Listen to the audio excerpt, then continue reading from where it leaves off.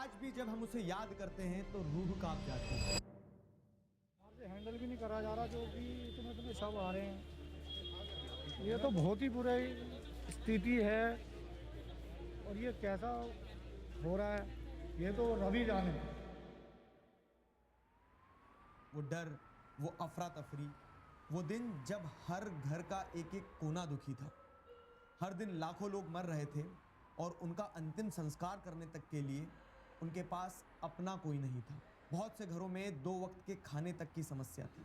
Lockdown लोगों को सता रहा था और जिंदगी का दौर मानो उस समय रुक ही गया था। आज भी जब ये सब कुछ याद किया जाता है तो दिल और दिमाग दोनों सुन्न हो जाते हैं। कोविड-19 की वजह से पूरे विश्व में 68 लाख लोगों से भी ज्यादा लोगों ने अपनी जान गंवाई थी। अगर बात भारत की करें तो हमारे देश में 5 लाख से ज्यादा मौतें कोविड-19 के कारण हुई थी। इस बड़े पेंडेमिक के सदमे से लोग धीरे धीरे उभर ही रहे थे कि न्यूज चैनल्स में एक नए वायरस का नाम हेडलाइंस बनकर सामने आने लगा, HMPV।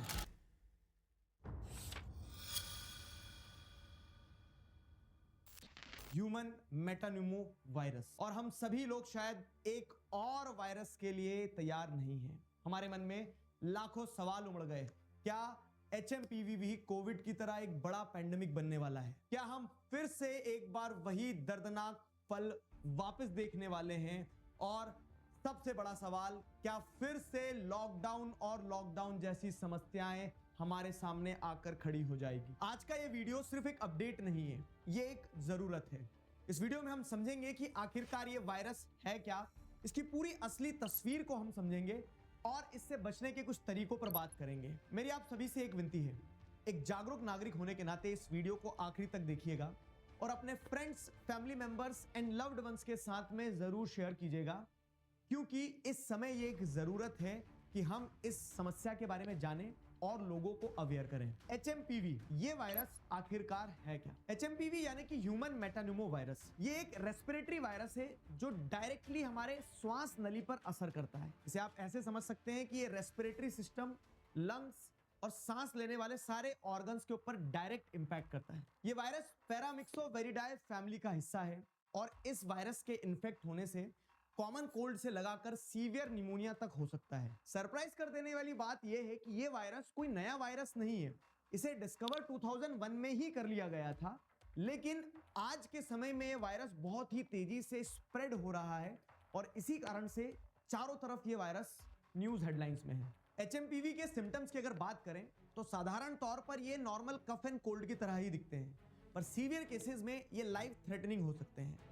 इसके ब्रॉड सिम्टम्स हमें ऐसे देखने को मिलते हैं कि नाक बंद और भारी लगना, गला खराब हो जाना या फिर खांसी चलना, साथ ही साथ थकान और हल्का बुखार होना। सीवियर केसेस में HMPV वायरस के सिम्टम्स ब्रोंकियोलाइटिस जैसी बीमारी में आपको देखने को मिल सकते हैं, जहां सांस की छोटी नली ब्लॉक हो जाती है, या फिर निमोनिया जिसमें लंग्स में इंफेक्शन हो जाता है, या फिर सांस लेने में दिक्कत और विजिंग होती है जब सांस लेते समय सीटी की आवाज आ रही होती है। अब अगर बात करें कि HMPV वायरस फैलता कैसे है, तो दूसरे रेस्पिरेटरी वायरस के जैसे ही यह भी फैलता है।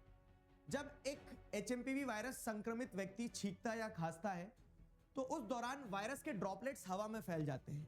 ये ड्रॉपलेट्स जब सरफेस पर बैठते हैं और उसी सरफेस को जब एक स्वस्थ व्यक्ति छूता है और वही हाथ जब वो व्यक्ति अपने नाक या मुंह पर लगाता है तो वो स्वस्थ व्यक्ति भी इन्फेक्ट हो जाता है। क्लोज कॉन्टैक्ट्स मेंटेन करने से, जैसे कि एक इन्फेक्टेड व्यक्ति के पास बैठने से भी ये वायरस फैलता है। ज्यादातर केसेस में ये वायरस बच्चों, बूढ़ों या फिर उन लोगों को इंपैक्ट करता है जिनकी इम्यूनिटी वीक होती है, जो किसी बीमारी से रिकवर हो रहे होते हैं, जैसे कैंसर पेशेंट्स या फिर डायबिटिक पेशेंट्स। HMPV वायरस का और विंटर का एक डेडलीस्ट कॉम्बिनेशन बनता है।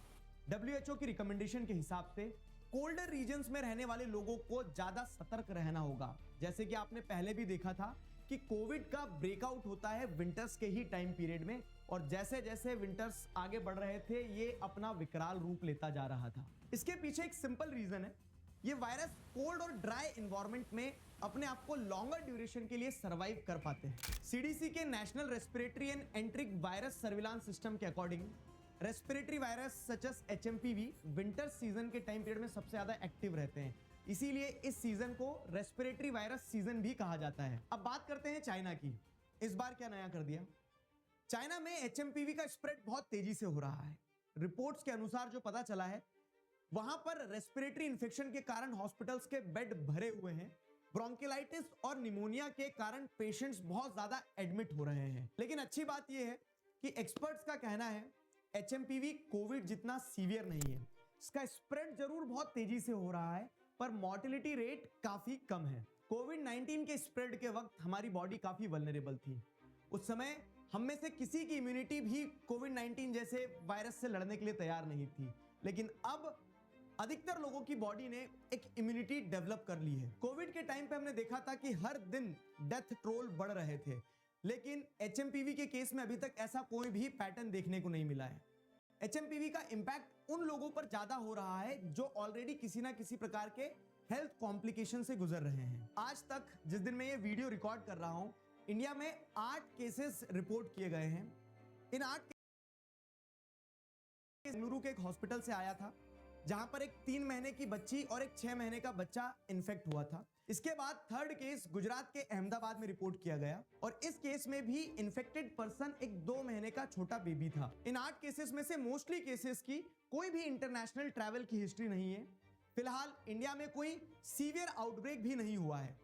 इन सारी चीजों के बावजूद भी इंडियन गवर्नमेंट ने प्रिकॉशनरी और सर्विलेंस मेजर्स को टाइटन अप कर दिया है। हेल्थ मिनिस्ट्री ने यह पब्लिकली क्लियर कर दिया है कि ये एक पुराना वायरस है और इसके लिए अभी अवेयरनेस और हाइजीन ही बेस्ट सोल्यूशन है। हॉस्पिटल्स एंड डॉक्टर्स के लिए भी गाइडलाइन जारी कर दी गई है। साथ ही साथ एचएमपीवी से घबराने की उतनी जरूरत नहीं है, क्योंकि इस केस में कोविड-19 जितनी सीवियरनेस देखने को नहीं मिल रही है। अगर एक्सपर्ट्स की माने तो उनका यह कहना है कि एचएमपीवी एक ग्लोबल पेंडेमिक नहीं बनेगा, लेकिन ये एक सीजनल फ्लू में जरूर कन्वर्ट हो सकता है और जो वल्नरेबल लोग हैं उनके ऊपर इसका इंपैक्ट हो सकता है, तो उन्हें अपनी सेहत का विशेष रूप से ध्यान रखना होगा। अब बात आती है ट्रीटमेंट की, तो इसके ऊपर रिसर्च चल रही है। वैक्सीन और एंटीवायरल ड्रग बनाने के लिए प्रयास किया जा रहा है, पर अभी के लिए ऑफिशियली कोई भी अप्रूव्ड मेडिसिन अवेलेबल नहीं है। इसका मतलब हमें खुद प्रिकॉशंस लेना होंगे। डॉक्टर हमें बस सिम्टम्स को क्योर करने में मदद कर सकते हैं। तो एक जागरूक नागरिक होने के तहत हम क्या-क्या प्रिकॉशंस ले सकते हैं? पहला, मास्क पहने। जब भी आप किसी भीड़-भाड़ वाले क्षेत्र में जा रहे हैं या फिर ऐसी जगह पर जा रहे हो जहां पर क्लोज कांटेक्ट हो सकता है लोगों से, तब मास्क लगाइए और छींक रहे हैं तो अपने मुंह को कवर कीजिए। दूसरा, हैंड हाइजीन। आपको रेगुलर बेसिस पर अपने हाथ धोते रहना है। हाथ को अच्छी तरह से साफ करें। जब आप खाना खा रहे हैं या फिर बाहर से आ रहे हैं तो हाथ धोना मैंडेटरी है। अगर हाथ धोने में डर लग रहा है, ठंड लग रही है, तो एटलीस्ट हैंड सैनिटाइजर्स का इस्तेमाल जरूर कीजिए। तीसरा, अवॉइड क्राउडेड प्लेसेस। बहुत ज्यादा भीड़-भाड़ वाले क्षेत्र में जाने से बचें। ऐसे भीड़-भाड़ वाले क्षेत्र इन वायरसेस के लिए फर्टाइल ग्राउंड बनते हैं, क्योंकि यहां पर लोग एक दूसरे से कांटेक्ट में आते हैं और इन्फेक्टेड लोग और ज्यादा लोगों को इन्फेक्ट कर सकते हैं। चौथा, मेंटेन अ हेल्दी लाइफस्टाइल। आपका शरीर आधे से ज्यादा समस्याओं से खुद निपट सकता है, बस आपको अपनी इम्यूनिटी अच्छे से मेंटेन करना होगी। अच्छा खाना खाइए, सीजनल फ्रूट्स खाइए, वेजिटेबल खाइए, प्रॉपर नींद लीजिए और रेगुलर एक्सरसाइज कीजिए। आपका शरीर खुद कैपेबल है कि छोटे मोटे वायरस से वो खुद लड़ सकता है। पांचवा, consult a doctor if needed. अगर आपको जो सिम्टम्स हमने पहले बताए उनमें से कोई भी सिम्टम खुद हो रहे हैं या फिर फैमिली फ्रेंड को देखने को मिल रहे हैं, तो एक डॉक्टर से संपर्क कीजिए। जितना जल्दी डॉक्टर को दिखाएंगे उतना पहले और अच्छा ट्रीटमेंट शुरू हो जाएगा। ये कुछ सिंपल स्टेप्स हैं जो आपको और आपके परिवार को एचएमपीवी के खतरे से बचा सकते हैं।